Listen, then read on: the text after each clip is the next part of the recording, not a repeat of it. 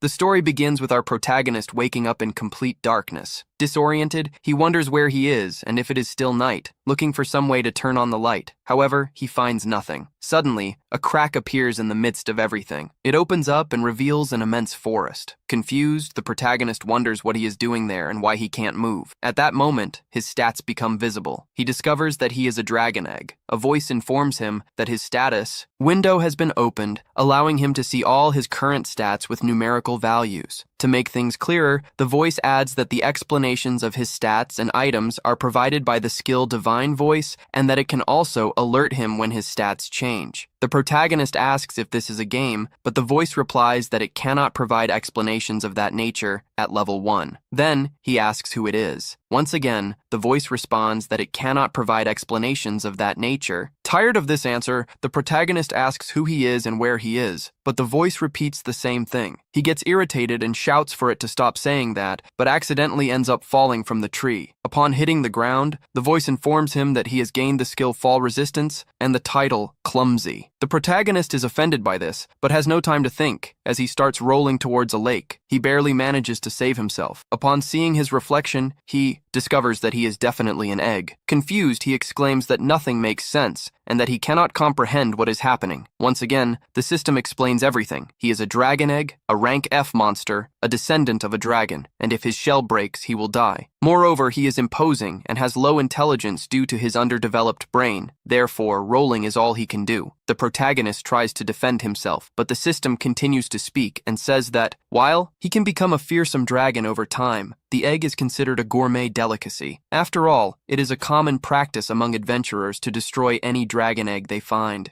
However, they consider it dangerous to approach in case the dragon mother is nearby. This leaves the protagonist even more confused, but at that moment, he starts rolling downhill. As this happens, the system alerts him that his roll skill has increased from level 1 to level 2. Immediately, the protagonist looks for the new function acquired from leveling up and discovers that he can now steer and turn. Thus, he races down the path at high speed, but accidentally falls from a great height. Again, the system informs him that his fall resistance and clumsy skill have leveled up. Seeing that he now has only 3 hit points left, he decides to rest. Hours pass, and at night, he comments on how good it seems to take a break. He recovers his HP, that is, his hit points, and without further ado, decides to move again. In the meantime, I emphasize how strange everything is, as even though he is now an egg, he will eventually have to hatch, which means he will become a dragon. Of course, he doesn't even know how to get to that point. He assumes it's like an RPG, where he needs to gain experience to level up and then evolve or something like that, which also means he'll have to fight enemies, something he doesn't want to do. After all, he is just an egg. At that moment, he sees something behind a tree, approaches, and realizes it's an insect. He checks its stats and discovers it is a shadow worm with the title Egg Eater. The creature notices the protagonist and, as its title implies, crawls towards him trying to devour him. Thus, a chase begins. The protagonist looks for a way to defeat it, thinks about attacking, but seeing that the worm has more HP than he does, he knows that if they collide head-on, he will die. Spotting a precipice, he has an idea. He heads there and, when the worm lunges to eat him, the protagonist dodges and, with a jump, pushes it into the abyss. Resting on the worm, he wonders if he won, but at that moment, the creature rises. The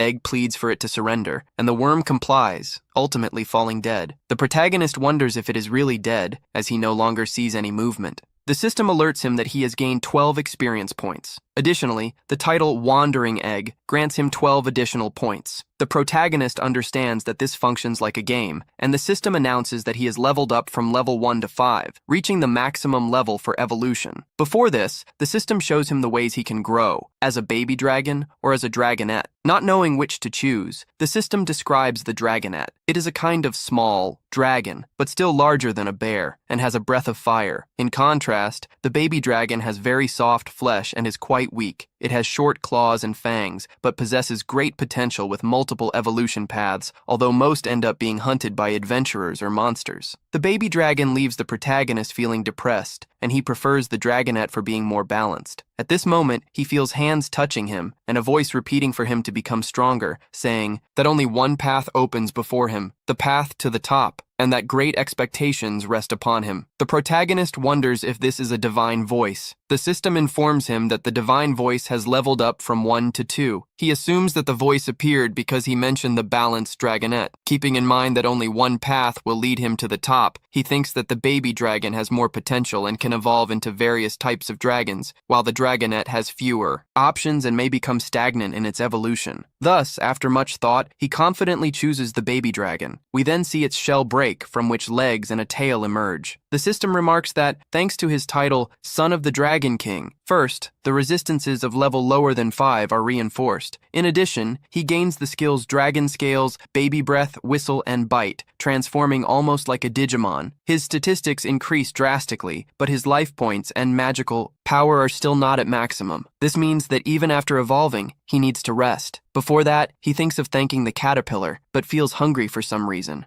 She seems appetizing to him. The protagonist understands that this is due to his dragon instinct and that his body urges him to eat her to heal and be able to fight. At that moment, the divine voice reiterates that he must grow stronger, and with no other option, he consumes the caterpillar, roaring in disgust at the horrible taste. The next day, the dragon awakens and goes to see his reflection in the calmer lake. He realizes that he has been reincarnated in another world and is now a kind of dragon hatchling. Furthermore, the world seems to function like an RPG. He can gain experience, level up, and evolve. However, for some reason, he does not remember who he was in his past life. He knows he was human, but cannot recall what he was like, what he did, or even if he was male or female. Behind him, he hears more creatures like those from the previous day, beginning the hunt for them, gaining more experience points and progressing from level 1 to 3. At this point, the dragon decides to test his baby breath, blowing out and devouring the insects, managing to level up from 5 to 7. After much attacking, he earns the title Striker and the skill Dragon's Fist, causing an enemy to explode with a single punch and leveling up from 14 to 15. After finishing, the dragon remarks that he will soon reach the famed summit. However, hunger returns, and he can only eat the same as before. Just remembering that makes him feel nauseous until he spots some mushrooms. Out of curiosity, he tries them, roaring again. After a while, we see him drinking water because the mushrooms were poisonous and made him vomit everything. Thus, having learned his lesson, the system announces that he has acquired the skill Poison Resistance and clumsily leveled up as well. Next, he ventures deeper into the forest in search of something to eat that isn't insects. Then, he sees a gray wolf, and after checking that its stats are lower than his, he decides to hunt it. First, he uses Dragon Breath and finishes the battle with a Dragon Strike. Consequently, we see the roasted wolf. The protagonist approaches and realizes that the beast emits a barbecue smell. Excited by this, he decides to roast it a bit more. In this way, he obtains grilled meat, tastes it, and confirms that it is delicious. In the afternoon, he hunts another wolf and levels up. While cooking, he comments that it seems he could evolve again upon reaching level 25, with only 5 levels left to go. At the moment he thinks he is getting used to his lifestyle as a dragon, he hears slightly distorted voices. The little dragon recognizes them as human voices and, quite excited, goes to check behind a tree. He discovers that they are adventurers. Thrilled, he considers introducing himself, but remembering that he is a dragon, he begins to hesitate. Still, he recalls that he is adorable, so he doesn't believe they would do anything against him. Before anything else, he checks his stats and realizes that they are not stronger than him, although they still have a numerical advantage. After a brief internal debate, he finally decides to introduce himself. Thus, he steps out from behind a bush, saying he is a nice little dragon, and starts dancing while asking what they think and if they don't feel like hugging him. The leader of the group tells the girl to step back, for in his eyes the protagonist is an evil dragon. He unsheathes his sword and, using a skill, inflicts a wound on the dragon's chest. The protagonist falls to the ground, feeling pain. Then, the mage casts a spell that paralyzes him. The dragon feels his sensitivity fade away, and then the system notifies him that he has acquired the skill of magic resistance. Our protagonist tries to escape, but the spell holds him back. He wonders if they see him as an enemy, or perhaps as food. Calling himself an idiot, he questions how he managed to convince himself that a dragon could become friends with humans. Remembering everything he had to go through to hatch from that egg and evolve, he exclaims that this sucks, and that he doesn't want to die. Using his last strength, in tears, he pleads for their help. The woman steps in front of him and asks the adventurer to wait. The dragon sees that she is trying to protect him and, as he closes his eyes, feels a warm hand. Realizing that the girl is using her magic to heal him, although he doesn't hear her very well, he understands that she asked if he is okay. He doesn't know why she is helping a dragon, but he feels grateful. The other adventurers also do not understand her, and they just go their way. The dragon observes the girl's statistics and sees that her name is Miriam Miliana, a terrestrial human. Her hit points are fine, but having healed her, she barely has any magic power left, and yet she did it to save him. Little by little, the dragon feels the paralysis fading. Maybe Miriam will leave when she realizes he is okay, but for now, he decides to stay quiet a little longer. Because of this, the system warns him that he has obtained the title of liar. Suddenly, when Miriam talks to him, he obtains the human tongue skill. The dragon understands that the higher this skill levels up, the better he will be able to understand her, and he eagerly awaits to learn this soon. However, he hears a roar and the screams of people. The whole environment turns red and hostile. The dragon knows this is something bad, as it clearly indicates a very strong enemy, and surely the other humans must have died. Miriam is about to go after her companions, but the dragon stops her, telling her not to go because she won't be able to do anything. Besides, she no longer has magic power and won't be able to use her healing spells on them. Miriam knows this very well, but still decides to go. The dragon tries to follow her, but still suffers from paralysis, hitting his own leg to move because Miriam won't be able to beat whatever has appeared. Even so, if the dragon joins the adventurers, maybe he can do something. Thus, we see him running as fast as possible to find Miriam, but he ends up coming face to face with a rock dragonette of rank C with 197 hit points, while he only has 38 of the 72 he possesses. Putting that aside, he looks for Miriam and sees her trapped underneath the rock dragonette. However, he makes too much noise and is noticed by the creature. The dragonette turns around and starts approaching slowly, letting out a roar, causing our protagonist dragon to fall to the ground, looking up at it. Unable to do anything against that, the rank C rock dragon tries to stomp on him with all its might, but the protagonist uses all of his energy to dodge. Due to using too much force when jumping away, the protagonist can barely stand up. Realizing his own mistake, he regrets not joining Miria's group, believing that if the four had worked together, they might have had a chance against that beast. But now, completely alone, he is unsure if he will even be able to leave that place alive, let alone defeat the rock dragon. Being well below the necessary level, every cell in his body screams for him to hide. And when the rock dragon lets out a deafening roar, he is finally overwhelmed by fear and hides inside a bush, trembling, peeking out. He sees that the unconscious Miria has only 6 hit points left. Still, the protagonist feels relief, as she is still alive. The rock dragon, unable to see the protagonist anymore, turns back to attack Miria, leaving him wondering what he should do next. If he doesn't save her, she will likely be eaten alive by the monster. So despite his fear, he gets out of the bush. However, at that moment, the mysterious hand of the divine voice stops him from moving. He then hears the divine voice again,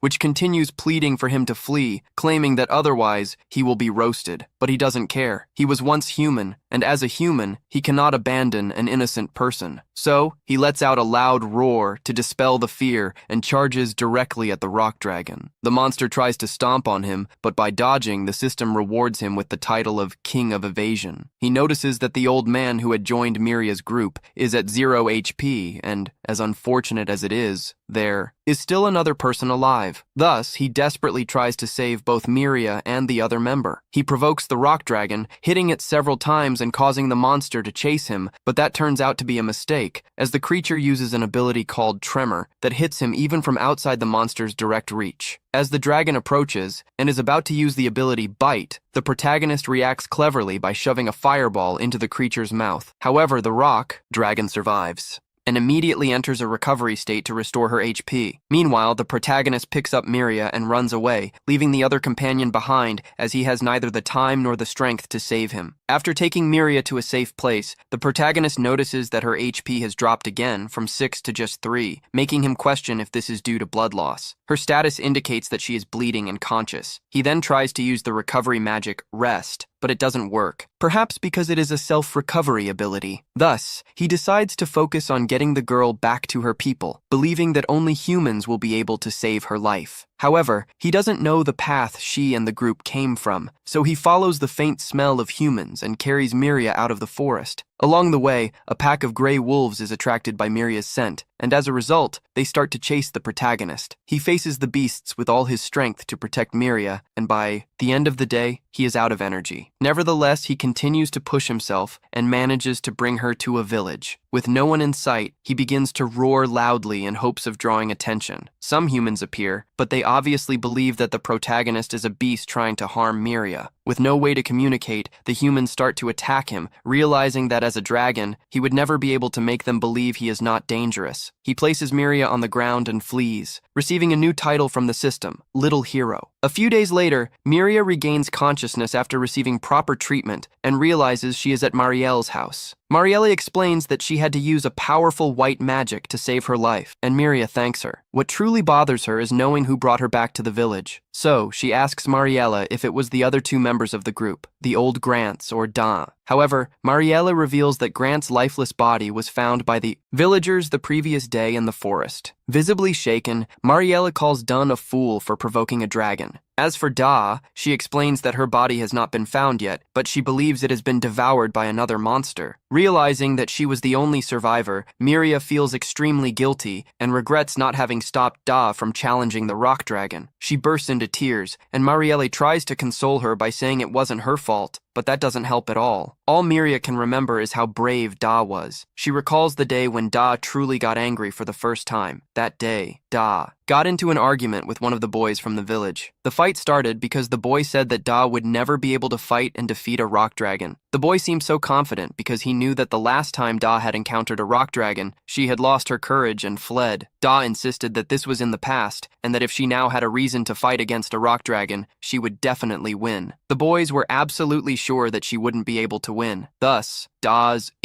pride led her to accept an impossible task. He knew how impossible it was, which is why he needed a healer by his side. As a result, he sought out Miria to accompany him. When he told her what the mission would be, Miria asked why he didn't ask someone much stronger than her, like Marielle, to go with him instead. Da realized that she didn't trust him enough, so he said he had spoken with Marielle, and it was Marielle herself who told him she had a prior commitment, so he should ask for Miria's help. Miria's heart was filled with doubts. She knew how strong the rock dragons were, and reminded Da that Marielle had already told her that under no circumstances should she approach a rock dragon. So why would Marielle give permission for something like this? Da tried to convince her better. He even claimed that Grants was present when Marielle gave permission, and Grants confirmed it too. He emotionally appeals, saying she knew how strong the rock dragons were, and that if she didn't go with them, they would die. Reluctantly, Miria agreed to accompany them on the condition that if the situation got difficult, they would retreat immediately. Unfortunately, she was unable to save any of them. Marielle tries to encourage her, saying that she did nothing wrong, reminding her that it was only Dar's pride that killed him, and nothing more. Marielle also emphasizes the fact that, despite encountering a rock dragon, Miria managed to return home alive. This shocks Miria, as she knows for certain that she did not come back alone. She asks Marielle how she made it back to the village, and Marielle explains that the men who found her said they saw her being attacked by a monster on the outskirts of the town. Miria recalls that she had fainted when the rock dragon attacked her, so everything seems confusing in her mind. Noticing her confusion, Marielle states that humans sometimes suffer memory loss after traumatic encounters. This could be happening to her. She remembers the scene of seeing a small dragon fighting before her and begins to wonder if that was the dragon that brought her back home. She asks Marielle for a description of the dragon, but Marielle was not present when the small dragon brought her, so she doesn't have much to say. Still, Miria remains contemplative about the whole situation. Meanwhile, the small dragon awakens after a long rest. He realizes that his injuries have already healed, as he knows that resting would certainly regenerate him. He thinks about Miria and wonders if she is doing well too. Now, he reflects on everything that has happened in the last few days, since he used his fire against the rock dragon and believed it would have an effect, only to discover that the rock dragon has the power to restore its HP immediately after being attacked. This only strengthens his determination to become stronger at any cost, which means he needs to evolve. For that, he needs to reach level 25. With this goal in mind, he captures a worm and hangs it on a tree to attract other worms that would come to rescue it, and then he would kill them. He calls this deception technique summoning allies, and by using it, he receives the title of wrongdoer. He knows that what he is doing is wrong, but he needs this right now. Perhaps, after evolving, he won't act this way again. He kills all the worms that appear to confront him.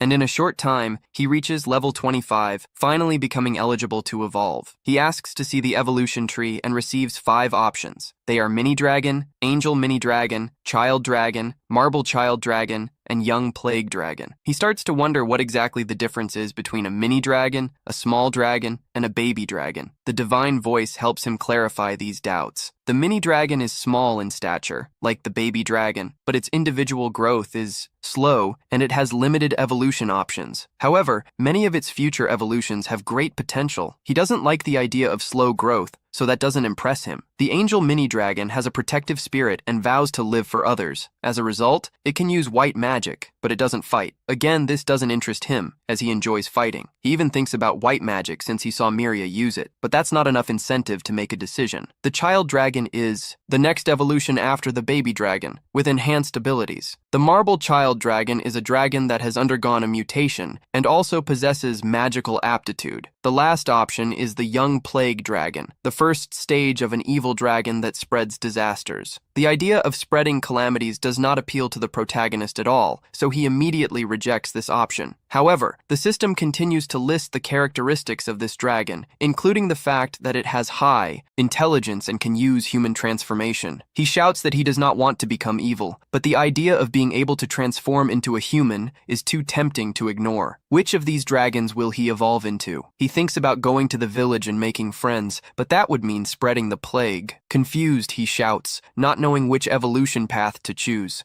He thinks it's a bad idea to choose the Young Plague Dragon, but he desires the human transformation to see Miria again. He believes that if he chooses the Plague Dragon and then learns the human transformation, he can live a pure and honest life. Thus, he decides to evolve into the Young Plague Dragon. As he does this, his wings grow and his color changes. The divine voice announces that the evolution was a success. He looks at his reflection in the water and begins to regret the evolution, as his appearance seems somewhat intimidating. The voice warns that the level of view statistics has risen from level 2 to 3, and with that, he can review the details of his skills. The divine voice continues announcing the evolutions. The divine voice has risen to level 2. He gained the skills to fly and dragon scale dust, as well as the light bite skill, which evolved into venomous fang. He also received dark type, sickly breath, and paralyzing poison claws. He starts to become desperate, but the divine voice doesn't stop there. He received the titles of Calamity and Miscreant, leveling up to level 2. Everything feels terrifying to him, but he still believes that the human transformation will make up for it. Suddenly, the divine voice stops speaking. He panics, asking where the human transformation is, but receives no response. He questions whether he needs to level up before achieving the transformation, and the voice replies that it cannot provide that information at the current level, then disappears. The protagonist becomes depressed. He has all those strange skills, but he failed to achieve the human transformation. He asks for explanations regarding the divine voice, wanting to know whose voice it is, but again hears that he cannot obtain that answer at the current level. Then, he starts to ask about the skills he acquired. The dragon scale dust has the effect of releasing a debilitating miasma around him when he flaps his wings, affecting everything nearby. At the maximum level, the dragon can destroy nations simply by flying. He spreads his wings, and the plant beside him immediately dies. He falls into despair upon realizing that he is now a biological weapon. The divine voice moves on to another skill, sickly breath, an attack that spreads a miasma laden with highly contagious diseases, which has already been responsible for exterminating an entire civilization. He wonders desperately if he will be able to return to the path of the hero. He then inquires about his titles,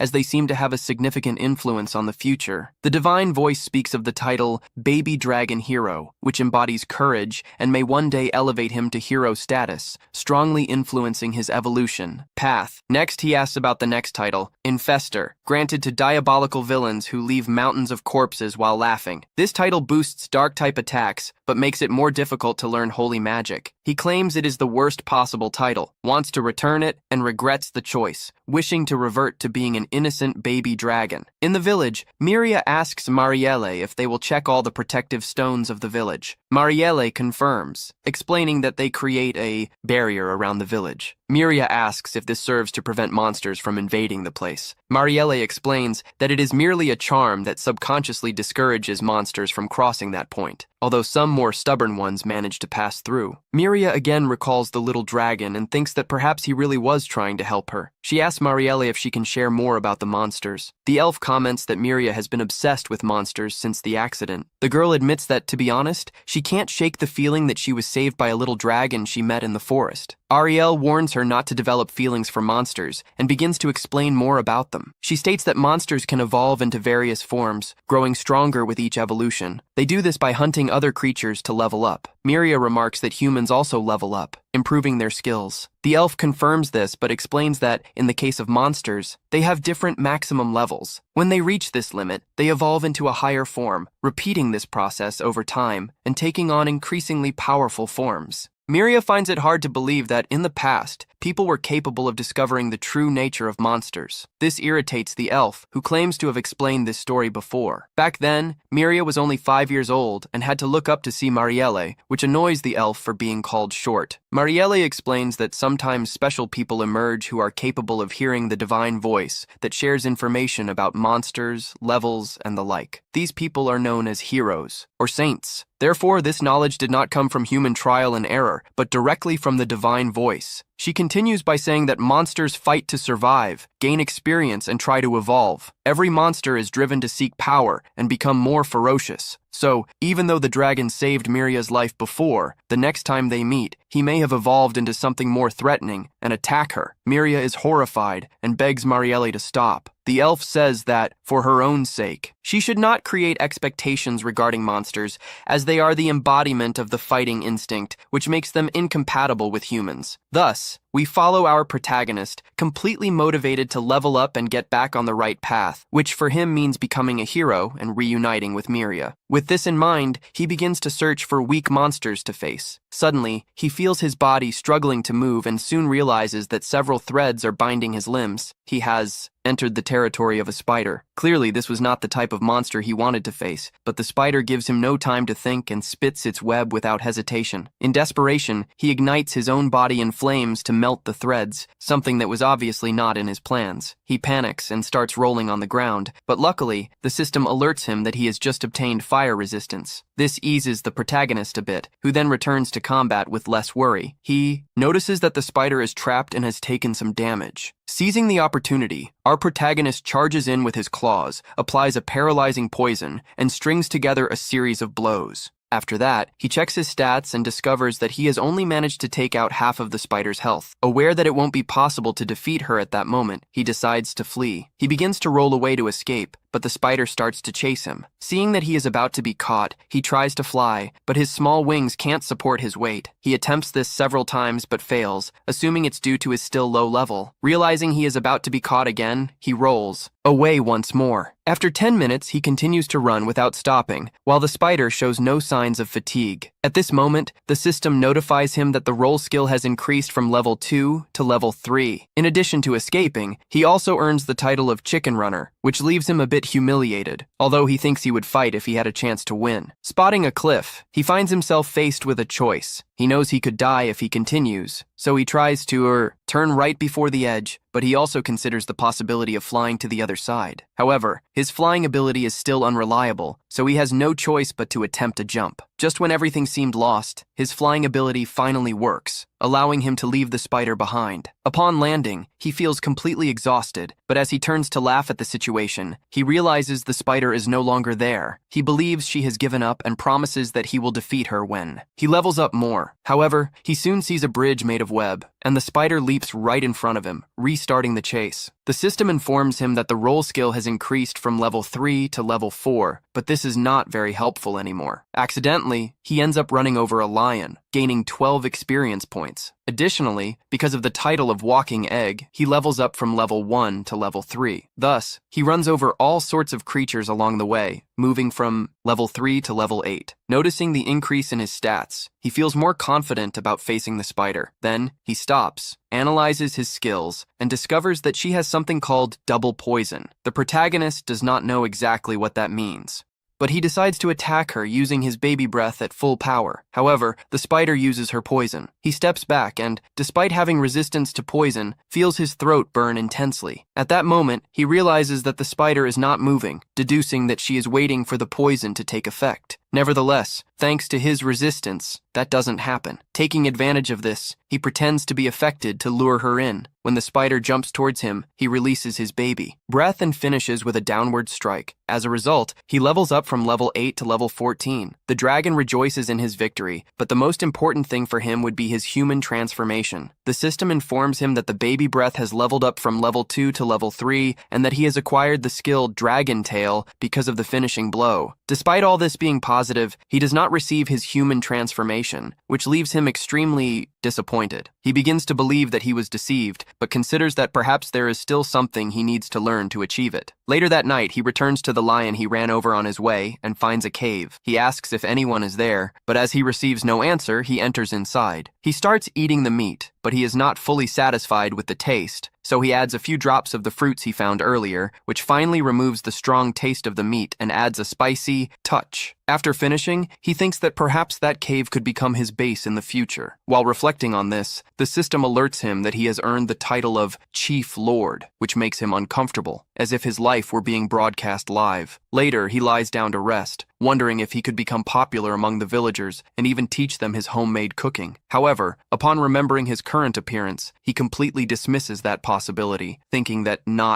even Miria would recognize him in this form. Annoyed, he blames the system for mentioning the human transformation and not granting it. Looking up at the sky, he demands that it be delivered to him, as he does not want to spend his entire life alone. Meanwhile, in the village of humans, Miria overhears a conversation with an old man who claims to have seen one of them near a lake just outside the village. Intrigued, she asks him to tell her more. Even inebriated, the old man recounts that he was fishing when suddenly he saw someone among the bushes. The figure looked haggard, almost like a zombie, and walked into the forest while murmuring incomprehensible things. The others do not believe him, attributing everything to his drunkenness. The old man insists that he really saw it and claims that he hadn't drunk a single drop of alcohol that day. Miria is visibly intrigued. The blonde young man notices this and reminds her that the death of those two adventurers was not her fault. Miria tries to calm herself and leaves the scene. Back with Marielle, she tells her what she heard and states her intention to go into the forest. The elf immediately forbids her, asserting that if there were indeed a possibility of Dew still being alive, he would have returned to the village by now. Miria admits she isn't sure, but suggests forming groups with the villagers to search for him. Marielle rejects the idea, making it clear that she does not intend to risk anyone else's life. Miria calms down, and then Marielle, trying to cheer her up, says she will contact the guild to investigate the matter. Miria understands and apologizes for being irrational, although her words do not fully convince Marielle. We then return to our protagonist once again motivated to level up. At that moment, he encounters a monster resembling a puddle of water and tries to check its statistics. However, upon doing so, his vision distorts and his head begins to hurt. The system warns him that the skill See Statistics cannot provide accurate information at level 3, but since he has just leveled up to level 4, he is able to read the monster's statistics for a few seconds. This leaves him confused, but in the end, he continues on with his journey. The slime tries to attack our protagonist, who quickly uses the rolling ability and runs away. He manages to escape and is left wondering what he just saw, because the statistics were nothing. In particular, however, he managed to feel that it was something he shouldn't get close to under any circumstances, yet he decided not to think about it anymore and went in another direction. He started walking, looking for meat, and ends up finding a jar next to a tree. He thinks it could be very useful for putting fruit and other things, but when trying to get the jar, it jumps and starts spinning, hitting him in the face. Only then does he realize that it is a monster. The divine voice reveals that it is a D-rank turtle. Our protagonist is shocked that a turtle can be a monster and a jar. At the same time, he attacks with the dragon's punch, but it only takes away 1 HP. Then he starts to launch several attacks and knocks the turtle down with his tail, but it uses rest, recovering all the HP. Immediately, he continues trying to kill the monster, but fails until he has the idea of testing to see if it is the aquatic type. Leaving the turtle terrified, he throws it into the water, and then after that he gains 36 experience points. But due to his title, he gains additional experience and goes from level 14 to 15. He thinks it was a good fight, until the divine voice reveals that he received the title Crook King, and his title Rogue went from level 2 to level 3. When he turns around, he sees several turtles behind him, and wonders why there are so many of them there, until he remembers that the previous one gave a scream before falling into the water, realizing that she called her allies. They come together, forming a tower of turtles, which seems to be something quite useless for us. Protagonist flies to the last one, catches it, and throws it on the ground, doing this with all the others. With this, he gains the meteorite ability and is excited to realize that he can gain abilities by doing so. After a few movements, the divine voice says that he has gained 594 experience points, and thanks to the title he has gained additional experience points, going from level 15 to 30. Flying skill went from level 1 to level 2. See statistics, he went from level 4 to level 5, and he is happy that a whole group of monsters have appeared in front of him. However, he is sad because when he defeats them, the hull ends breaking and can't be used as pots, even though he got a lot of meat and leveled up. Everything is fine. He wonders where he can get vegetables, as they are also important. He begins to think that even though he has evolved a lot, he has not achieved human transformation, and that he only has 10 more levels. Until the next transformation, he wonders if this transformation will really. Appearing at that moment, he hears a strange noise in the forest, a few different footsteps, and when he goes there, he sees a monster he has never seen before. He tries to see its statistics, but it is not close to him, enough for them to be revealed, and the only thing that can be seen are details about the species, then discovers that it is a clay bear rank, the place with a high recovery rate, our dragon. He realizes that, in terms of rank, they are both on the same level and wonders if he has any chance of winning the fight. When he remembers the name of the monster, he becomes confused as to whether it is a clay bear or a clay in bear shape, but that doesn't matter. The important thing is that if he manages to win, he will have clay to mold freely and make pots, jugs, and cups. He follows the bear to a certain place and prepares an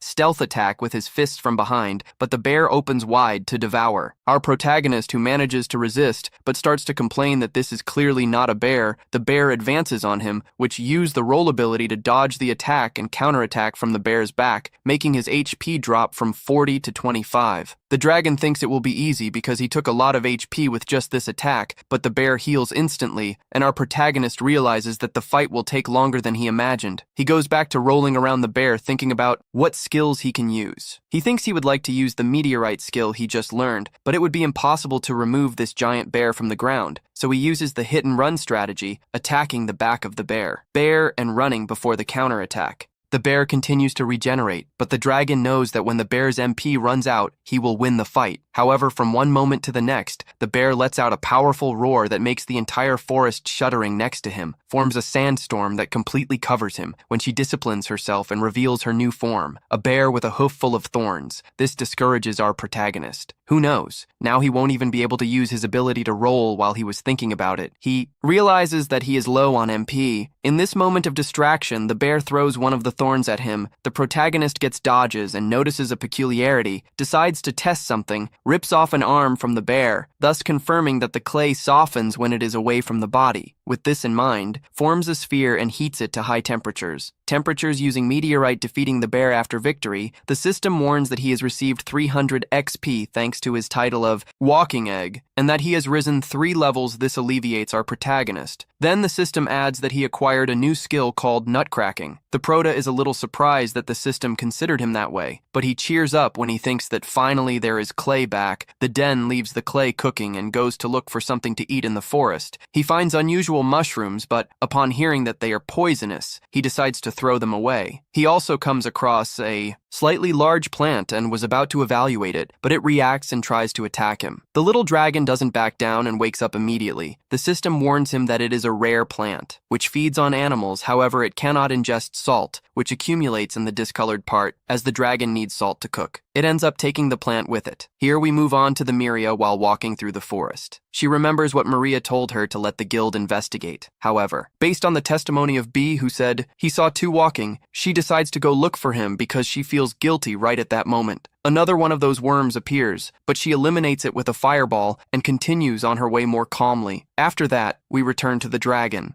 who is observing a D-rank mushroom monster. When they grow, they can move, transforming into warlike monsters, and their flavor is similar to meat. So the protagonist thinks about how good it would be in a broth. Right now, he sees even rarer mushrooms. These are Moratrogia, whose value can lead a country to glory or ruin. It has hallucinogenic effects and causes an intense euphoria. 500 years ago was used as a stimulant, generating many drug addicts. However, the prota pays no attention to this and burns them in exchange for taking some valuable piperies B. They are so precious that its value is measured in gold, so he takes a lot. In the meantime, Miria arrives at the most dangerous part of the forest. But out of fear, she decides to turn around and return to the village, so we return to the dragon's house. He got a luminous mushroom and we see how he finally prepares his soup, pacifying how delicious it is after adding salt. With the dish well served, he gets ready to eat. He feels how the flavor of the meat merged with the soup when he finished eating. He feels as if he had returned to his old life. At that moment, the system warns him that his title of cook has gone from level 1 to 2. The dragon, he comments that eating in that bowl was very complicated as he spilled a lot, so he will use the clay to create a bigger one, and with a breaking spoon, he will also make bricks for a wall, which yields him the title of potter, ceramist. The next morning, we see a carriage. The coachman tells some ladies that the forest is already very close. When they get down, we see a human accompanied by a semi-human who were sent by a guild to Noah's forest back to the den. And with the new food, he is willing to cut the meat and skin the wolves. After that, he seasons them and leaves them to dry like he goes out for a walk looking stylish, saying that he is already used to this world. When he returns to the den, he observes that the monkeys are eating his meat, and although he manages to scare them away, he thinks of a way to stop these filthy beasts from continuing to steal his food, so he collects poisonous mushrooms and creates a mixture with the meat while collecting them. Mentions that now he can practically differentiate whether wild plants are poisonous or not. At that moment, he notices the wind carrying the flower petals and approaches that beautiful place, being amazed by how beautiful he is. Suddenly, a small creature appears before him for a moment. Our protagonist is mesmerized by its rarity. Upon seeing its statistics, he discovers that it is a species called poisonous princess, whose abilities are exclusively poisonous. The little dragon is surprised. However, the little beast runs away from the place. Suddenly, a stake falls close to our dragon. This catches his attention, which is taken advantage of by that creature. Our prota reacts and Amanda flying. She falls into the trunk of a tree and disappears, letting out a laugh. The dragon, he assumes that she has given up, but out of nowhere he feels the poison begin to act on his body. His senses weaken, and little by little his vision distorts until he falls to the ground, wondering if it was part of that creature's plan. His stats are his main special poison. He asks the divine voice if this special poison is very different from normal poison, but the divine voice warns that he cannot provide these specific information. At level 3, he imagined this would happen and tries to get up, but his body hurts a lot and he realizes that the situation is getting bad. He doesn't remember seeing no plant that fights poison and realizes that the situation is going from bad to worse. So, he asks the divine voice for information about the lizard. The divine voice says that it is a poisonous Lacerda princess of rank D, a cunning monster that poisons its prey and escapes, and after the poison takes effect, eats the remains. Our protagonist thinks that this Lacerda princess is even worse than the title of his con man. The divine voice goes on to say that by ingesting highly poisonous substances, she creates a potent poison internally, and that her bodily fluids can serve as an antidote to the poison that she creates, using this to negotiate for her life whenever she is captured. So, our protagonist's only option is to capture her to get the antidote. He can move a little, thanks to his resistance to the poison, and imagines that she is nearby, waiting for the poison to kill him. He starts to run, thinking that she cannot lose sight of him, otherwise it would be a waste, and so this is sure that she is chasing him. He finds her and tries to catch her, but she also has the ability to roll. However, our dragon knows that up ahead is a cliff, because he remembers the time he ran away from the spider. At that moment, his rolling ability goes from level 4 to level 5. He thinks he can catch up to her now and accelerates, but is surprised when she catches him, hits her with a clay stake, being shocked by the fact that she can shoot even while she's rolling. He chases her again. She throws 3 more stakes at our protagonist, but he continues following her. He admits that one day she will surpass him in the ability to roll, but for now he is the best. So he jumps towards her, hitting her and sending her flying. He thinks he has done it now, capture her, but when he looks up, he realizes that she is heading towards the river, and that way he would lose his antidote.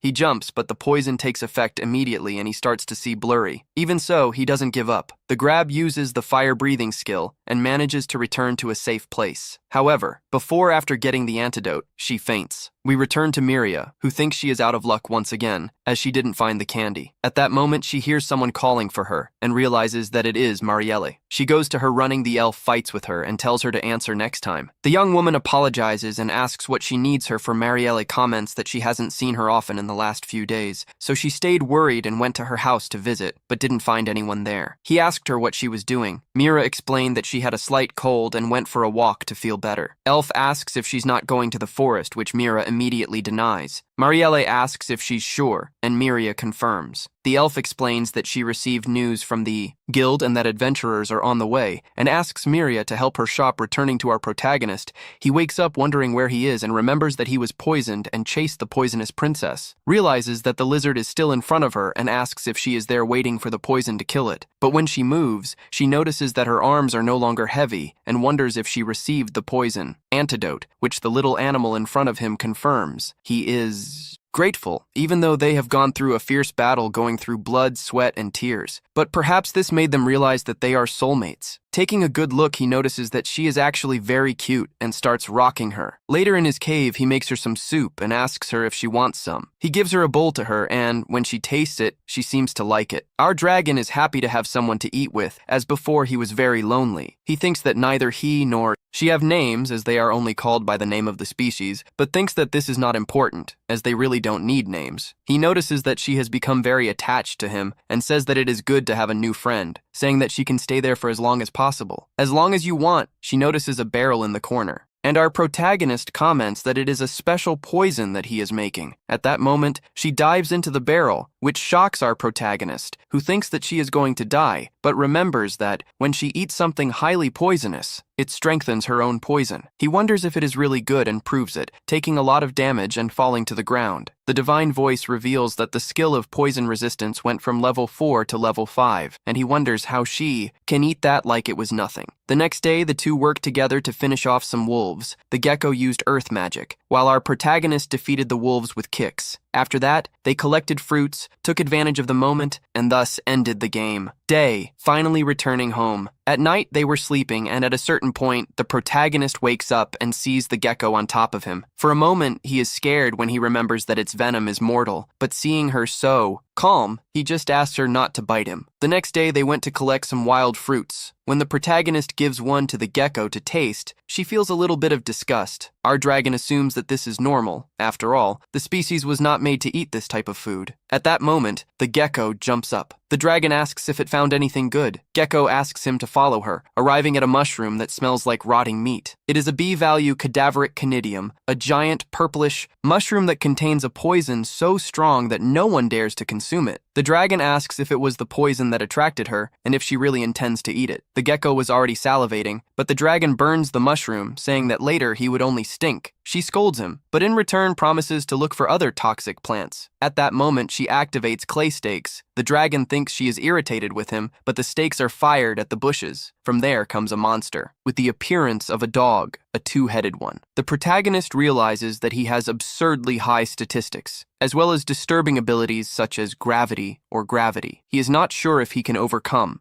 But considering that the monster has tenacity and would chase them if they ran away, he looks at his friend and, seeing that she thinks the same, they decide to fight. The plan is simple. He will attack to get attention, while she takes the opportunity to poison him. So, it will only be a matter of time. However, the dog's other head blocks his blow. The dragon retreats, and then the monster uses magic, creating a circle on the protagonist's feet. He falls, feeling his body heavy, almost immobile, concluding that it must be the effect of gravity. The dog advances and the protagonist already gives up, but his friend throws a stake at the monster, breaking the spell and nullifying gravity. The dragon flies and, from above, uses his fire breath with everything. When the flames dissipate, the enemy was already healing. The dragon gets angry that everyone can regenerate, so he analyzes the role of each head. The angry one is focused on physical attacks, while the crying one uses magic. At that moment, the crying one is about to use gravity. The dragon runs to stop it, but the angry head bites him. Still, he uses his dragon fist, hitting the crying head squarely in the mouth. With that, the gecko manages to attack and finally poison her. The poison spreads throughout the monster's body, but the crying head starts laughing. The dragon realizes that she is using healing, but this does not remove the effect of the poison. The hit points, they continue to fall, and they declare victory. However, something unexpected happens. The angry head decapitates the crying one. The team is shocked by this, eliminating their own companion to contain the poison. Given this, the dragon states that it will never evolve into a two-headed dragon. Despite this, now the monster can no longer use magic. By observing the statistics, the protagonist discovers the skill sacrifice. At that moment, the crying head rises, trying to take them together to their death, starting with the gecko. She dodges and runs, but the head chases her. The dragon tries to follow. However, the angry head stops him. With no other option, the protagonist enters into direct combat. He lands a blow, dodges, and manages to throw the enemy from above, holding his head and crushing him against the floor. Leaving it stuck in the ground, the system warns that the crushing skill has increased from level 1 to level 2. Even so, he needs to go after his friend. As he runs, he thinks about everything they've experienced together and in the fact that she was the first friend he had. He begs God, saying that he no longer wants human transformation, he just wants her to be safe. When he arrives at the place, he sees everything stained with blood and imagines the worst, begging and asking her to appear. At that moment, the gecko appears from among the bushes, badly injured. The dragon is paralyzed when he sees her in that state. Just then, the evil creature appears, trying to attack it, but the protagonist intervenes and tears it apart without mercy. Once this is done, he carries the gecko in his arms and declares that he is relieved to see it still alive. As he hugs her, the system warns him that he has received experience points. Furious, the dragon shouts at him to shut up. Suddenly, however, he hears that he has acquired the human transformation skill, leaves the protagonist confused, and he can't help but ask if it's serious. In a change of scene, Miria finishes cleaning Marielle's house to welcome guests. A little curious, she wonders what they will be like. The elf comments that she will soon find out. Then, Miria notices a book. The elf explains that it talks about monsters and that she thought Miria might like it. So, Miria asks permission to read it. As she leafs through, she sees a wide variety of monsters with their descriptions written in an ancient text. The elf explains that F-rank monsters are the weakest, those that even her could defeat. Then come those of rank D, much stronger, which only trained adventurers can beat. Above them are monsters higher than rank B, which can only be defeated by heroes and saints. While talking about this, two adventurers arrive at the village. Returning to the subject, Miria asks what the rank of the stone dragon is. The elf responds that according to the book, he is of rank C. However, she adds that she heard that they can become stronger through evolution, even going so far as to easily defeat. That's why any common human always warns Miria and the people of the village to never enter the forest. Heads down. Miria says she understands. After that, they remain silent for a few seconds until Marielle comment that it looks like the guests have already arrived. The door opens, allowing us to see the two adventurers from before. In the forest, we see the two adventurers. Yuno asks Meltia why they accepted a C-rank request, with just the two of them there, as it is a difficult mission, and they should have waited for the rest of the group. Meltia says that it's actually easier if it's just the two of them, as they can just run away and abandon her if things get difficult. Yuno asks her not to play that kind of joke, and Meltia explains that even though it is a C-rank request, the objective of the mission is not to kill monsters, but to search the forest, and therefore it is not a dangerous mission. Yuno finds it strange that they are looking for a person who is supposedly dead. Going back a little, we see the adventurers arriving at Marielle's house. Meltia comments that it is not normal to see elves in human villages. Miria serves tea to them, and Marielle asks her to leave for a moment. The elf says she doesn't want her to hear the details of the mission. Meltia asks who the person they are looking for. Marielle says his name is Doss and that he was in a group with the girl they just saw and who fought a rock dragon. As they go out to investigate, Yuno wonders why Miria looks at them so much and remembers that Marielle said that Miria feels responsible for Doss's death. The elf even said that she suspects that Miria was going to the forest to look for him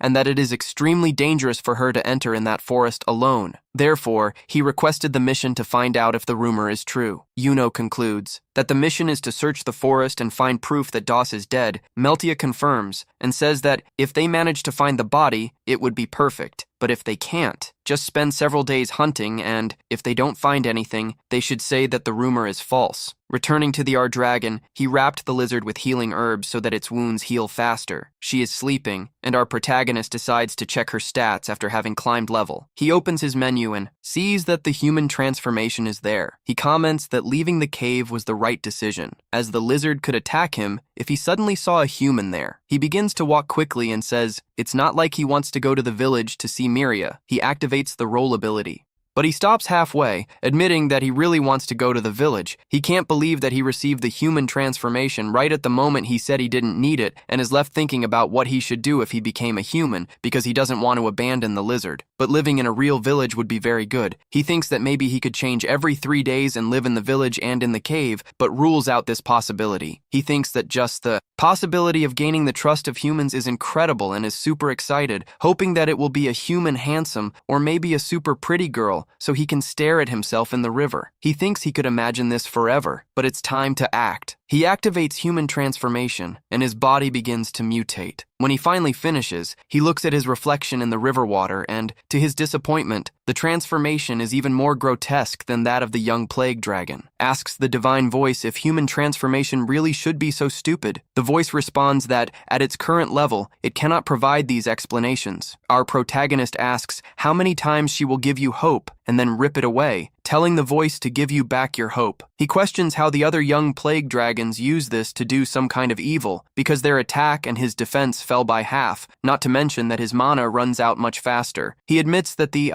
transformation was a failure and returns to his normal state. We return to the adventurers who have just finished defeating a spider. Meltia tells Yuno that she is happy that she is there. They continue walking until it gets dark. The leader says that they have not seen any sign of Sweet, and Yuno comments that it's not that deep in the forest, and the monsters there are getting stronger and stronger. Meltia thinks it's better to go back, but at that moment they see a cave. They approach the entrance and see 2 statues, one clearly representing a dragon, and the other looking like a human. Yuno asks if it's some kind of shrine made by dragon worshippers, but the leader says she doesn't think the village adopt this type of religion, and you are feeling powerful magic. Coming out of the statues, Yuno, being half human and half dog, smells a pleasant smell. They enter and see meat hanging. Meltia tells them to enter the cave. Inside, Yuno notices mushrooms lights on the wall. Meltia finds a skin on the floor, and Yuno finds a barrel that smells really good. She says it contains tons of red fruits that look a lot like spices. Meltia approaches at the time, asking if it could be red gold, and Yuno asks if they can take some, but the leader denies it, saying that cave is probably a hideout for thieves and that they could get involved in something dark. At that moment, the lizard appears confronting the adventurers, but leaves the cave, and Yuno asks what that was. Meltia says that it was a poison princess, and that just one, her bite, is enough to kill. She tells Yuno to leave the cave as quickly as possible. Outside, we see our dragon walking this way and that way, because he saw the human knight and the half-human entering the cave. He wonders if they were impressed when they saw his cave, and wonders if he should appear to them, but remembers that he is a monster, and they would assume that even so, he activates the transformation into a human again, because in this world, there are demi-humans, so there is a chance that they will think that he is one of them. However, when he approaches them, he thinks that he is greeting affectionately, but in their vision, it's something scary. Melt stops Yuno from attacking, and then uses his magic. The transformation is undone, and they realize it's a plague dragon. A leader asks Yuno to run, and our protagonist becomes depressed. Later on, Yuno asks Meltia if they are being followed, and she denies. She can't believe there are plague dragons living in that forest, and that's an unpleasant surprise. Yuno remembers that they talked about Rock Dragon, but nothing about what they just saw, and asks if they should go back to the village. The leader says not yet. There's nothing concrete to report, so it's not a good idea to go back now, and they'll need more manpower if they want to investigate further. Yuno suggests calling the rest of the group the next day. Our protagonist leaves the cave and collects some meat.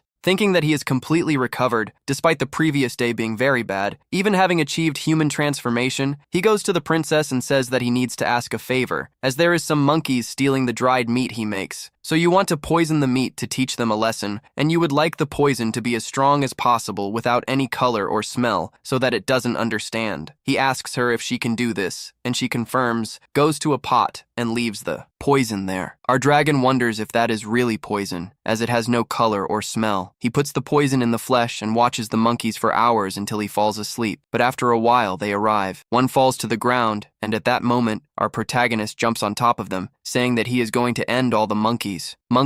They scream and start to work as a team, but our dragon knows that his and the princess's teamwork is much better. He then gives a roar. The princess attacks, eliminating 2 monkeys, and the dragon finishes the last one. However, the monkeys give a supersonic whistle, and their leader appears. Our protagonist is shocked, as he looks like a higher-ranked monster. He activates the ability to see status, and realizes that they are equal to his own. But the leader has an ability to fortify his followers. He thinks he needs to end this soon, and attacks with a fireball. But the smaller monkeys come forward to defend their leader. With earth magic, each one launches itself to attack. The dragon notices that they have become faster. His friend defends him, but one of them holds him back from behind. The alpha runs towards him. The gecko intercepts him, but is captured and thrown. The dragon frees himself and secures, but is already at the limit. He asks for the voice and information about the monkeys. Giant orangutan is a higher rank monster, an evolution of smaller ones. He fought and defeated the former alpha to become the boss. Evolving through battles is something sacred to them. Furthermore, they have mastered support magic to help their clan. This information doesn't help the dragon much, but he remembers that the orangutan has telepathic communication, so it might be possible to negotiate. Take one of Ren's monkeys so that the leader can hear him and the orangutan too.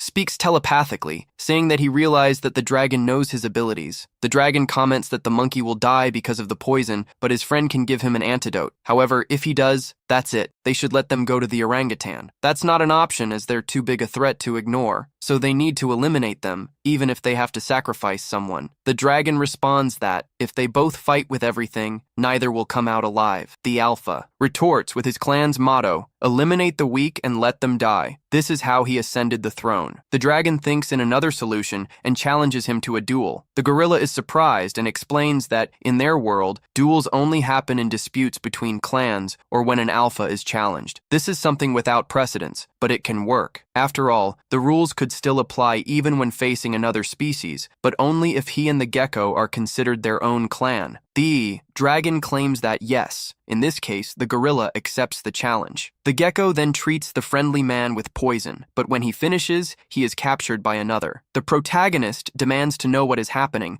and the gorilla explains that it is to avoid interference in the duel, promising to free her as soon as she wins. Without further words, they both stand face to face. The gorilla begins with powerful blows, which only allow the protagonist defends himself, with no chance to counterattack. The dragon uses the rolling ability to move away, but the gorilla confronts him, saying that this is not fighting and that it is an insult to them. Knowing that it cannot continue like this, or the gecko could end up in danger, the dragon decides to counterattack. He takes a big leap and falls on the gorilla, hitting him with his tail, followed by a sequence of punches that leave him stunned. As he moves away, he assesses the damage and discovers that the enemy still has a third of his life remaining motivated. He goes on the attack again. However, the gorilla enters a state different, completely repelling the protagonist and directing all his MP towards agility. Once this is done, he goes on the attack. Incinerate him, but the gorilla takes no damage and knocks him to the ground with one blow. Taking advantage of his speed, he attacks from several directions. The dragon recognizes that he is too fast and has an idea. Let go a deafening roar and taunts him, telling him to fight face to face, otherwise he is a coward. The gorilla is indignant and accepts. So they both run at each other, exchanging blow after blow. After some time, both are exhausted and decide the fight with the last attack, which only the dragon manages to connect, throwing the gorilla to the ground. The protagonist declares himself the winner. In the however below, the gorilla delivers one last blow that also throws the dragon to the ground. Little by little, the protagonist loses consciousness. The gecko approaches, but he only listens to the system inform him about your achievements before finally passing out. A few hours later, our protagonist wakes up confused, not knowing where he is. To his surprise, he realizes he is back in the cave. After a few moments organizing his thoughts, he remembers what happened and remembers that he managed to defeat the giant orangutan when he realizes that he really won the fight. He feels overcome with emotion by the satisfied expression on the poisonous princess's face. He deduces that it was she who carried him back to the cave. He briefly celebrates the victory. Next to her, relieved that everything ended well, however, when he looks to the side, he is startled to see the same group of monkeys that served as the giant orangutan's subordinates. Their first thought is that they came to take revenge on their former leader, but instead of hostility, they begin to celebrate with their enthusiasm. Their behavior suggests that they now recognize him as the new chief. Intrigued, he checks his status screen and discovers that he has received the title of chief of the clan. so he concludes that by defeating the former leader automatically inherited his position. The princess immediately becomes hostile towards the monkeys, but he quickly calms her down, explaining that the situation may in fact be advantageous. He reasons that they can use the monkeys as helpers to take care of various tasks and heavy work, saving them from doing everything themselves. While continuing to interact with the monkeys, Princess becomes increasingly jealous, but he remains distracted, too fascinated with the situation to notice her change in mood with the monkeys taking over the job. He suddenly finds himself without nothing to do as he doesn't want to sit still. He starts thinking about productive ways to use his free time. He realizes that with more inhabitants in the cave, they will need to store a larger amount of food, and for this, pots will be needed the next day. He begins to work on making clay containers while one of the monkeys watches with great curiosity. Fun, he says to the monkey, pay close attention and learn while molding a new pot with clay, commenting that monkeys are probably more skilled at this task because of their fingertips after completing the task. Demonstration tells the monkey to try to make one himself and leaves him responsible for the pottery. When he goes outside, he is surprised to see the poisonous princess trying to make a clay pot on her own. He naturally comments that with those hands and legs, she won't be able to advance much. She misinterprets the comment. She is embarrassed and runs away. He looks on confused, asking if what he said was wrong, also realizing that she has been acting wrongly. Strange shape lately, although I don't understand why. Meanwhile, Meltia and Yuno are sitting in a nearby cafe having something while waiting for the rest of the group to arrive. As time permits passes and no one appears, they begin to worry. Meltia tries to remain calm and assures Yuno that the others will return as soon as they complete the mission, and Uno, however, cannot shake the fear that still feels. Since the encounter with the Dragon of Calamity, whose overwhelming presence continues to haunt her mind, Meltia reassures her, saying that they will soon resolve this situation back to the cave in the morning. Next, the protagonist wakes up and is greeted by the princess. When he tries to get up, he feels his body heavy and realizes that the monkeys are spread over him. Sleeping soundly, he tries to shake them off, but he can't wake them up, so he gives up and goes back to sleep. Minutes later, he wakes up to a worrying scene. One of the monkeys is lying on the ground, weak and asking for help without hesitation. He uses his assessment skill and discovers that the princess poisoned him. Anger begins to boil within him and he demands the antidote immediately. At first, she refuses and stubbornly turns away. He insists more firmly, and after repeating the request several times, she finally gives in and hands over the antidote. He administers it to the monkey, who little by little begins to recover, with the situation under control, approaching Princess and calmly asks why she did that. After hesitating, she admits that she has felt left out since the monkeys became part of the group, and that he no longer gives her with the same attention. Upon hearing this, he realizes that perhaps he ignored her feelings. He sincerely apologizes for having neglected her and suggests that they spend more time together to make it up to her, proposes that on the day. Next, they go hunting, just the two of them, enjoying a moment alone. The princess lights up when she hears the proposal and happily accepts it in another place. Miria begins to realize that several days have already passed since the adventurers entered the forest and no news arrived. Worried about their safety, she decides that she can no longer wait. Determined to find the protagonist and the others, she prepares and sets off alone into the forest in search of them. The next day, he and the poisonous princess go out into the forest on their hunting date. He is genuinely excited, enjoying the air fresh and the chance to go hunting again. However, the princess doesn't seem that happy, and it soon becomes clear why he brought the monkeys along while he doesn't see any problem with that. She hoped that if it was just a moment for the two of them, the monkeys are full of energy and enthusiasm, clearly having fun with the ride. Feeling disappointed, the princess walks a few steps ahead alone, and in silence after a while she notices a danger nearby, when suddenly two forest wolves jump out of the trees ready to attack. He assumes it will be a simple fight that they can resolve together. But before either of them can act, the monkeys advance first and defeat the wolves quickly with impressive coordination. The battle ends almost instantly, leaving the two with nothing to do. The monkeys celebrate their victory, while the poisonous princess feels even more left out as Miria goes deeper into the forest than she intended initially. As she progresses through the dense trees, she realizes that she has gone too far. The environment begins to appear unfamiliar, and a feeling of uneasiness grows within her. She considers the idea to return home,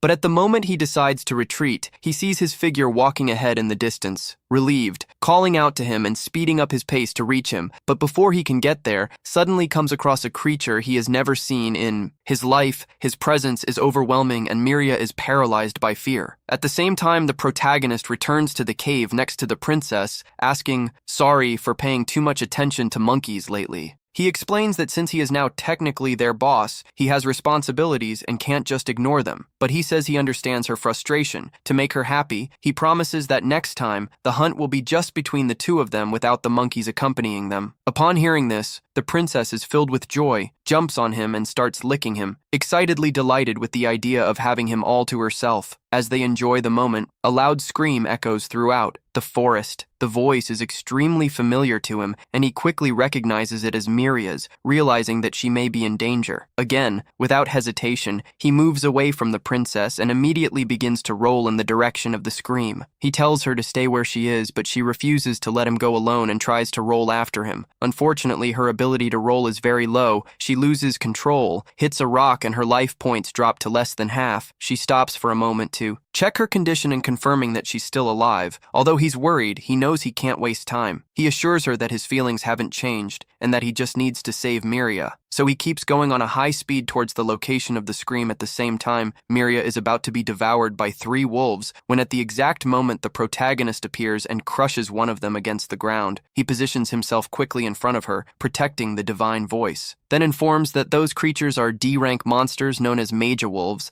that use a third eye to transmit information visual to nearby pack members. Thanks to this ability, they can coordinate perfectly to track and hunt their prey with absolute precision. Wolves approach, ready to attacking. At first glance, they seem like common D-rank monsters, but when analyzing their statistics more closely, he notices something strange. An unusual aura surrounds them, indicating that they are stronger than normal for this level. At this moment, the wolves launch a coordinated attack, but he responds by releasing a baby dragon breath, reducing one of them to ashes. The other 2 try to attack him from the sides. However, he quickly thrusts his fists into their faces, knocking them down and ending the fight. Then he tries to approach Miria calmly, but as expected, she is terrified when she sees him and retreats until leaning against a tree without knowing what his intentions are. However, when she realizes that he doesn't attack her, and when she remembers that a familiar dragon saved her previously, she begins to connect the dots. She understands that he is the same dragon that rescued her in the past. Gathering courage, he slowly gets up and tries to communicate. When she notices that he is not hostile and is focused on protecting her, she begins to trust him. A silent understanding is established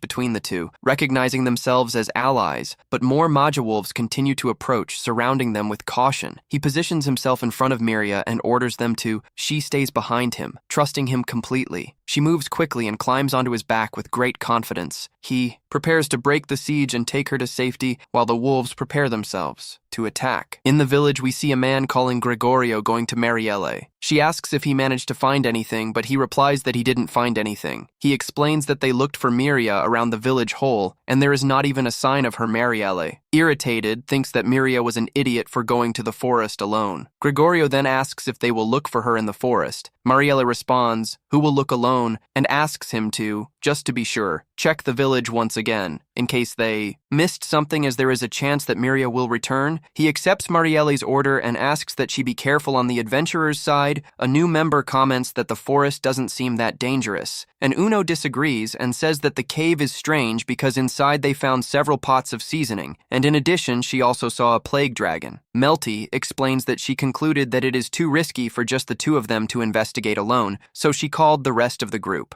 Uno asks if we'll start investigating now, but Meltia responds that not first. They will go back to meet with the client and get permission to proceed with the full list. In the meantime, our protagonist runs away from the wolves. He thinks that they are too insistent and that now there are much more than before. When he looks ahead, he notices a point where he will not be surrounded and believes that there he can protect Miria. He puts her on the ground behind him and positions himself in front. The forest wolves advance, and he uses the baby dragon's fire to burn 2 of them. A third runs in a zigzag and jumps towards him, but he tears it in half with ease. Yet something seems strange. The wolves don't back down at any point. He wonders why one of the fallen bodies starts to drain a strange tear from the creature's eyes. Without wasting time, he picks up the Miria and continues running through the forest. He thinks about what to do with her because he doesn't know what will happen if he takes her to the village, but the same thing will probably happen as before when he tried to get closer and was attacked by the residents. He wonders why Miria was alone in the forest, being sure that she knows how dangerous the place is. It would be so much easier if you could just ask what's going on.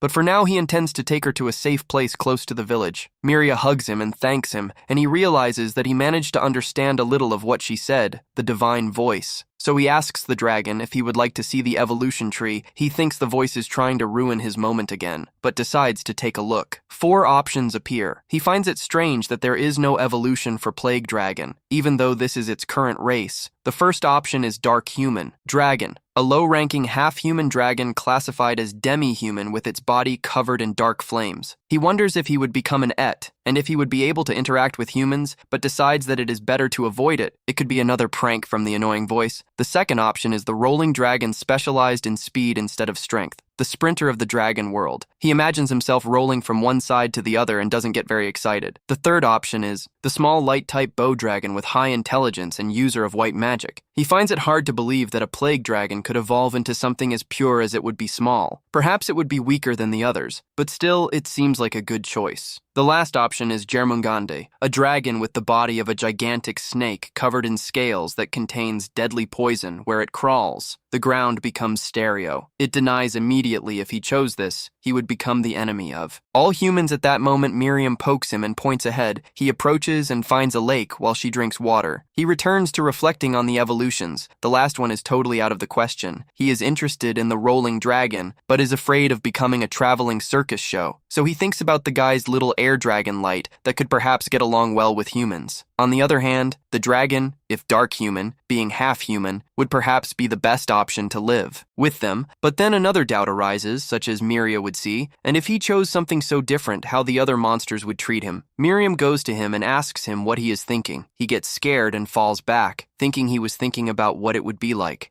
his life as a human. If he chose some of the other dragon evolutions, he tells her that in any case, he is about to evolve into another monster. But which one does she think is better? But clearly, she doesn't understand what he is saying. He thinks he would really like her view on this subject. She points at him and makes a dragon roar. He asks if she is talking about him, and she confirms. She introduces herself as Miria, and he can understand. He wonders if he is able to understand some basic things. Because his ability has evolved from level, Miria begins to point towards some things and say the name. She goes to the water and starts playing with him. The divine voice warns that the language skill has gone from level 2 to level 3. Later, Mira starts to explain that is looking for someone, and went to the forest many times alone without Miss Marielle knowing. Our protagonist thinks she is looking for those people who went to the cave. He tries to talk to her, but she doesn't understand anything. He thinks that thanks to his ability, he can understand more or less what she is saying, but the opposite doesn't work. He makes a strange gesture, and Miria can understand, saying that these are adventurers from the city, but he is not looking for them. He is looking for Dose. Our protagonist thinks he was killed by the stone dragon. He leaves weeds on her head to fake Dose's hair, and Mira is surprised that he knew Dose, who knew he was the dragon who saved her back then. She jumps up and hugs him, leaving our protagonist very happy. He apologizes to Princess Venom because he will choose to be a half-human. Mira asks him if he has a name, but he doesn't have one. He shakes his head saying no, and she wonders how she should call him. Our protagonist reflects that he never stopped to think about it. Mira asks him if it's okay if she invents a name, and he accepts, asking her to do so. She begins to reflect about the name, thinking about everything that happened and how many times he saved her. She thinks he is a hero, and gives his name out of illusion, explaining that it is the name of a flower that she likes. Our protagonist thinks it is a good name, and accepts his name as an illusion. The divine voice confirms his name as an illusion, and explains to him that after the name is confirmed, it cannot be changed. The divine voice asks again if it can confirm the name illusion, saying that after confirming it cannot be changed. Our dragon did not know it had this option. He accepts the name since it was given by Miria, and confirms. The divine voice says that the name was confirmed as an illusion. Miria comments that it seems that he liked the name and is happy about it. Our little dragon feels very well with what just happened, but at that moment there was a very loud roar, and he hears very strong footsteps approaching them. He thinks that the only thing capable of taking such a strong step in that forest is the dragon. So he asks the Mira to get on his back and starts to run away with her, thinking that he was further away from the dragon's lair, but that doesn't matter because he will make a detour to the village and will leave the scope in a safe place and then go look for us. The wolves continue following him, and he notices a reception of magical energy written on the side of the monster. He then realizes that the monster is being controlled by something. He jumps towards the media, but our protagonist manages to defeat him with a blow of his tail. Further ahead, he sees that there are 4 more wolves, but one is different. When he stops, he realizes that Deuce is on top of the wolf. Different, Miria asks Deuce why he is with monsters. Our protagonist tries to see Deuce's statistics, but the list of his skills are completely empty, and he wonders what that means. He pulls out a sword and starts trying to attack them. He comes forward, but when our protagonist realizes that it will be, when attacked, she defends herself and tries to attack her with a sword, and she retaliates with a fireball. Our protagonist punches him, and he falls, but our protagonist finds his reaction strange when he holds a piece of earth as if it were a treasure, and Miria wonders how this happened. Dose orders the wolves to attack, and he obeys. At that moment, the strong footsteps continue to get closer and closer. Dose climbs on top of a wolf and orders it to move forward, and Miria finally realizes what the egg is that he is holding. The dragon realizes that he is heading towards the village and wonders what he is doing. Whatever, because she can't understand it, but Miria understands, saying it's horrible. But what he was holding was a stone dragon egg, and he is taking it to the village, so the stone dragon will go there. At that moment, the stone dragon appears enraged and realizes that Dose is attracting the dragon to the village. Miria climbs on our dragon's back, and he starts running after Dose to be able to avoid the tragedy, asking if what Dose is planning to do if he wants revenge against the people of the village. The wolves continue chasing them both, and our dragon knows he won't be able to lose them with Miria on his back. At that moment, Amelia calls for him, Elucia asking him to leave her behind and continue without her, explaining that she will be able to stay well away from the monsters and asking him to follow her. And he asks if she has gone crazy because there is no way they beat the wolves. But Miria begs him to save the village. He suddenly puts her on the ground and is attacked by the wolf. He retaliates with a very strong blow, then delivers a follow-up of blows and destroys the wolf completely. 3 remaining wolves run towards Miria. He defeats 2, but the third manages to injure her. But soon after, our protagonist manages to defeat him too. Miria asks him to run to the village, and he says he will protect it, but also states that he will protect the village in the village. We see some children playing. Ingrid tells them to go home because it is starting to get dark. Soon after, we hear the roar of the stone dragon and several birds start to fly. Scared Marielle hears the roar and thinks she needs to quickly find the ones. Adventurers also take down some wolves in the forest. The scene changes to the Dose that continues running with the baby dragon's egg towards the village in the forest. We also see the slimes that our protagonist faced previously. Our protagonist continues running towards the village, but that is where the episode comes to an end. If you reach the end, comment the word flower to show that you reached here.